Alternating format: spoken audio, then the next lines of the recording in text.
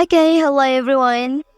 Here I want to provide a tutorial on how to block promo message on Redmi 13c device. If you always receive promo message on your device, and then you can do the following steps to avoid it. First thing first, you can go to the dial application. Okay, and then here you can tap settings icon at the top right corner.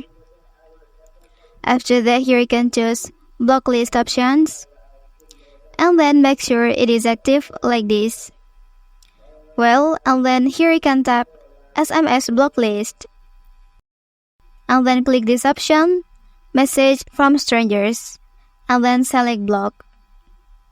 Okay, that's the tutorial on how to block promo message on Redmi 13c device.